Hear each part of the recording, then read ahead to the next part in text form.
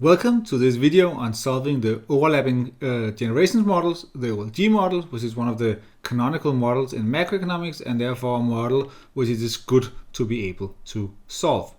Okay, so I will be importing some standard stuff, and then from OLG model I will import OLG model class, which is where all the solution algorithm stuff will be in. We will talk more about that later in the video.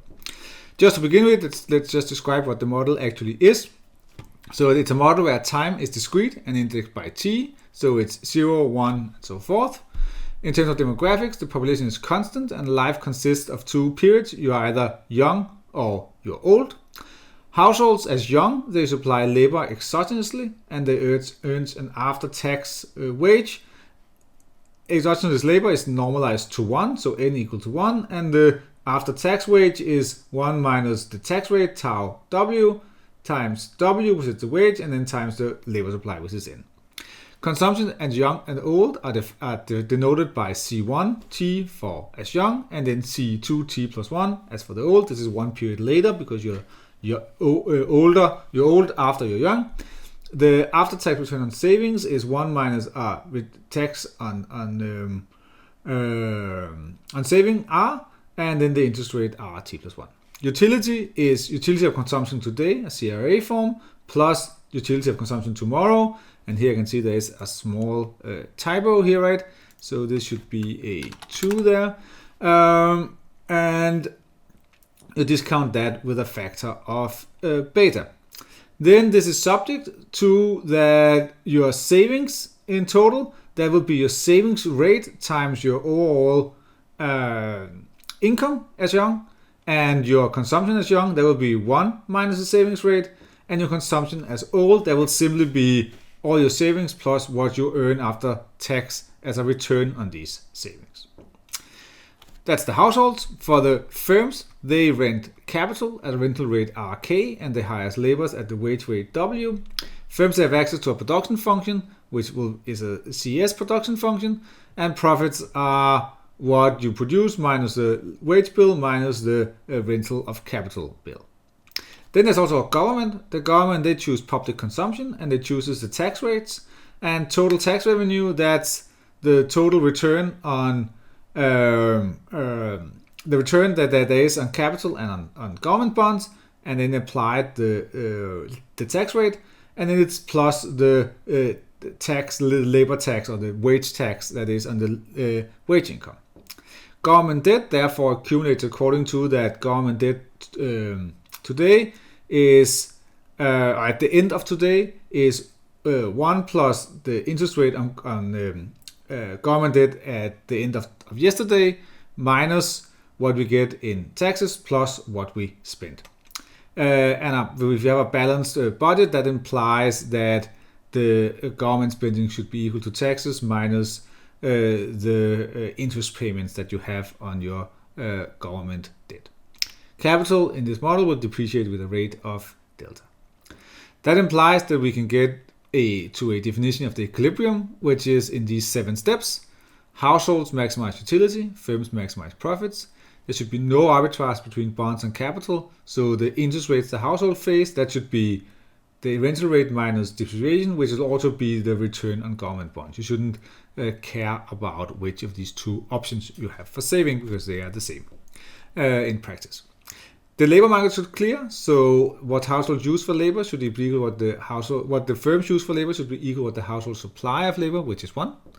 The goods market should clear, so what the firm produce should be equal to the consumption of the young in this period and the old in this period, so which were young in the previous period, and it should be of government consumption and an investment. The asset market should clear, so savings should be equal to the combination of capital and government bonds, and capitals should follow this law of motion here. If you want to learn more about the OLG model, there's a link here to a very good description with many details of the model. But this suffices for what we need to have. So if you spend a bit of time in this model, then you can sort of find out that the implication of profit maximization here from the first order conditions are that the rental rate should be like this, and the wage rate should be like this. So this is simply the marginal product of capital and the marginal product of labor. So that's just how that should be. From the households, from the maximization of utility, you can get out an Euler equation such that the marginal utility of consumption today should equal the marginal utility of consumption tomorrow, but correcting for discounting of utility and correcting for that you get a return if you don't consume today. We can therefore think of our simulation of this model in a way where at the beginning of period T, this economy is summarized by how much capital there is and how much government bonds there was at the end of last period. And before we know the savings rate, then we can calculate all these things. So we can calculate what is production, because we just put in a 1 for the labor, and therefore we can put in what is the rental rate, what is the wage rate, what is the interest rate, what is the interest rate on government bonds, what is the post-tax interest rate, now defined with a tilde here. What is therefore the consumption of the old in this period, because that's not defined by any behavior, that's not defined by this.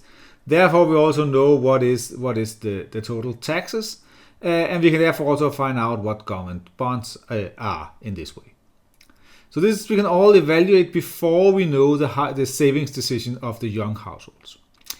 After S, then we can know what will, given S, we will know what consumption is of the households. We will know what investment is by inverting the goods market clearing conditions, and we also know what capital then should be. And this is sort of using all of our equilibrium condition, except that we haven't used that the Euler equations should be fulfilled. And that sort of creates the idea that the way you can do this is you can sort of use a bisection root finder each period to determine what S should be, such that this equation here is fulfilled. At low S, you will have a lot of consumption today. We have a low marginal utility, and therefore this left-hand side will be too small relative to the right-hand side. At high S, we will have little consumption today, therefore high marginal utility, and the left-hand side will be too big relative to the right-hand side. And therefore that's the way it should be.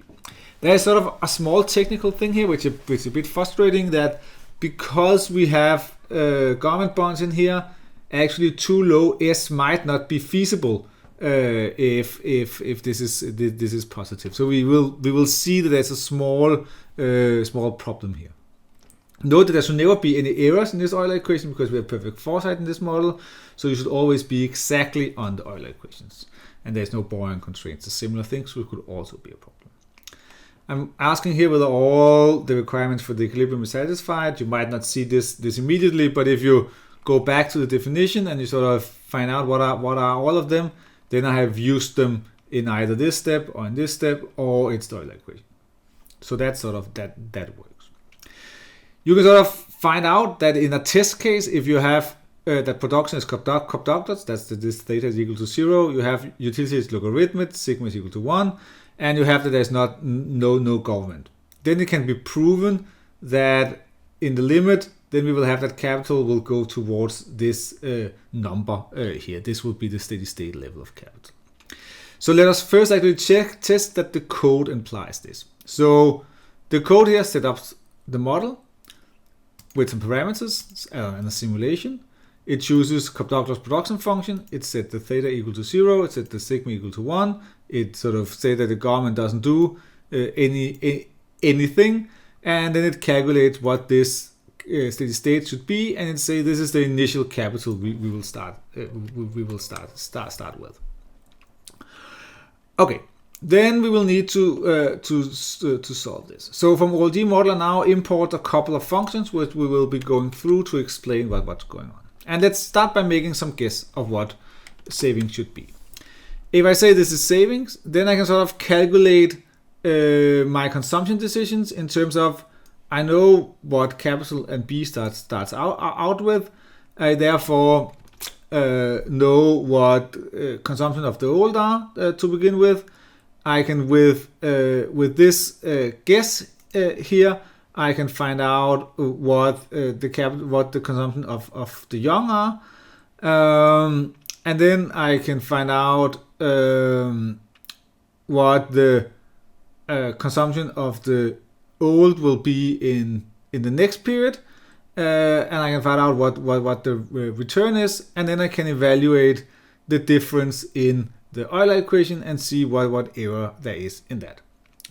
So these simulate before and after S and after S. These are simply the functions that are sort of implementing the things that are up here. We can have a quick look at them. They're sort of defined here, and they're just implementing exactly these equations up there. So you just have to go through these step by step, and you will see that there's nothing special there. It's just evaluations of the equations. But now we can see that this didn't work because we didn't have a 0 here. We wanted it to be a 0. It's a negative number, so we need instead to find something that makes this 0. And therefore we can sort of, instead of having all this function here, let's set it up as a function. So now we have something that's could calculate the Euler error. Again, it's a function here which just do the steps above that we talked about. Okay. Once we have done that, then we now will have a function which will find the bracket that we need to search it. So let's see here. I say that if I choose an S that's very close to 1, then I get a very large number. If I choose h that's half, then I get a positive number. And if I get a small s, then I get a negative number. So now we know that between these two numbers, there's now a positive and a negative number.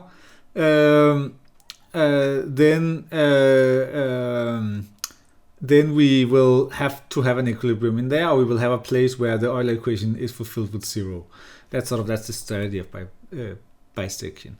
So now we can simply say, okay, let's take this calculate error as a function where I want to find s, and then I use a root scalar from SciPy optimize between these two bounds, and I use the bisection method, and it finds a result after some iterations. And if I use what that result is and put it into the calculate Euler error, then I get exactly a 0 out.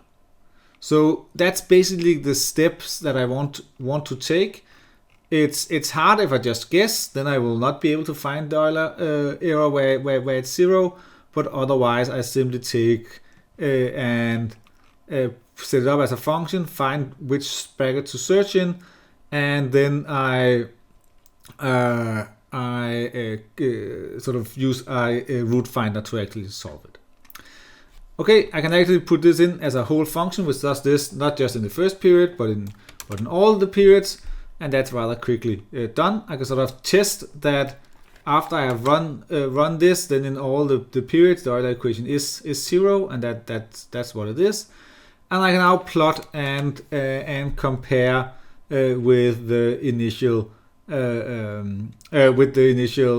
analytical steady state, and you sort of see that I start from something and I converge to this. So up here, let's see, I've chosen that later up, but I could sort of say, what if I want my model.par_leg_ini, if I want that to be the steady state here, but I want it to start above the steady state now. So I can do this, and let's see, just the Euler equation as 0, and now we have something where it starts from above and converges to this steady state. So that's good. Another small check you could make is that if you sort of, instead of the exact solution we had, took a CS production function, but a theta value that was close to 0, and a sigma value that's close to 1, and a government that does very little, then we also get sort of dynamics which looks rather similar. There's not that big of a difference. It is a difference, but it's sort of close to what's going on here. Okay, so what actually happened when I called this? Oh, no, sorry, I went too far up. If I called this model.simulate, I had that done here, right? What actually happened here? Okay, so that's a method in this class here. So what is in this class? When I initialize it, I set up the par and the sim. I call setup and allocate. In setup, I simply set parameters for everything, and I set initial values, and I set how many simulation periods I will have. When I allocate, I said, okay, for all my variables, for the household, the firm, the households, the firms, the prices, the government, I want to make those of SimT length here. And then in simulate, I start from the initial values I have put in. Then over time, I do exactly the steps that we did before. I do the simulation before S. If I'm in the last period, then I just stop, or I continue out of the loop. Otherwise, I find the search bracket, and once I found that, then I find the optimal S with a root finder, and I simulate what happens after S.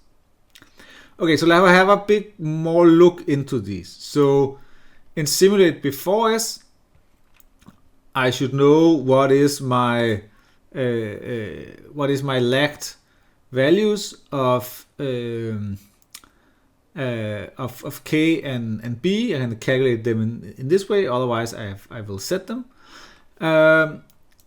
Once I know these, then I can evaluate for the production function I have chosen. I can find out production. I can find out what the rental rate and what the real wage will be. Once I have that, then I can evaluate what the interest rate are, what the interest rate on capital are, what the interest rate after taxes are, what consumptions of the old are, what the tax income are, and if I have a balanced budget, I can see what G should be like, and then I can update my government bonds. So that's what happens before S. Once I know S, then I can calculate the consumption of the young, and I can calculate investment, and therefore I can update capital. If I have both of these, or if I combine both of these in Calc Euler errors, then I can do each of these, and then I can calculate the left-hand side in Euler equation, the right-hand side in Euler equation, and I can return the difference between them. So this is a thing that we need to set to 0 in each period. Okay, finally, there is the find search bracket. This is a bit complicated function here. So if there was no government, then we can just search between 0 and 1 because we would know that would be fine. But in practice, with the government, there can be some problems. So what we do is that we start by saying that S-max, some very large savings, we can always save a lot. There's no problems with that. And then we will calculate what is the value what is the error here, what's the value of that, and then I will find out what is the sign. And then I will print the X-max value and the value out. Then I would say, okay, let's start from saying that our lower bound is the S-mean and our upper bound is S-max. And then I will do a loop to find what bracket should I search in. I will say, okay, let's try the midpoint of lower and upper. Let's calculate the error, and it's printed. And then I will see, okay, this could be a nan at some point. That could be a problem. So I would say if it's valid, that's when it's not a nan. And then I will see, does it have the correct sign? And I want it to have the opposite sign of the max. So therefore, I'm saying, okay, let's use sign of value max. And that should be, when I multiply them together, less than 0, because then it's an opposite sign thing. If they're both negative, if they're both positive, then this will be positive. Then, if I found something that's valid and correct, then it's good. Then I know what my bounds should be, and I will just print that out. If it's not valid, then it's because it's a too low saving, and I will therefore set my lower point equal to the S. Otherwise, if it's not, if it is sort of valid but it's not a correct sign, then I will set my upper equal to S, because then it must be in that area instead. And then I will increment this and I will continue. And at some point I will hopefully reach this part here where I return, and therefore I will return the bracket here. So that's exactly what happens up in my simulate method here, is that I find the search bracket and I apply to the root finder and everything goes on. Okay, So that's a brief overview of this model here. Step sort of line by line is not that complicated, but it is a bit sort of big in terms of the number of functions you need to have an overview of. But let us see what you can do with this code. We just had one example here, but we can also add that the government is now active. So that's the baseline, that without setting anything else. So let's just set up the model. Let's simulate the model, and let's now see both what happens to K and B here. So they are both active here. So K converges to the steady state, but the way we have set it up, we start by having that the government budget is balanced, and therefore we just have constant government bond.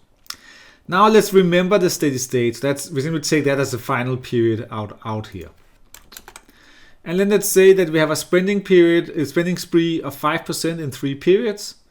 So we start from the steady state, and then we say that starting after period J, we have which is 0 here, we have 3 periods of a spending spree, which is 5% of steady state consumption. And I will say that in these periods, I will not adjust G to make the government budget balance, but I will do that afterwards.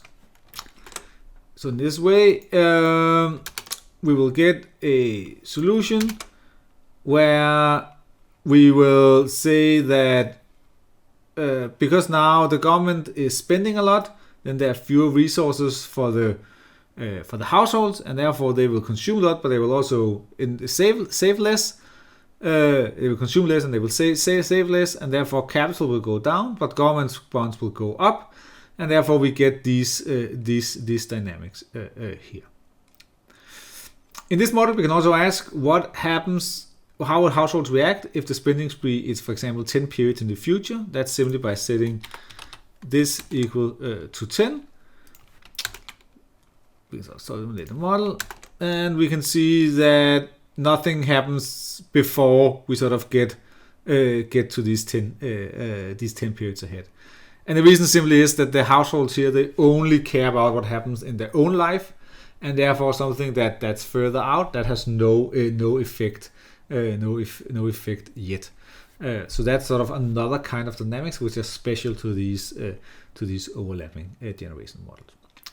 Okay, let us round up. So this code here lets you do a lot of other analysis than what I have done. You can think about whether there's overcalculation of capital relative to the golden rule.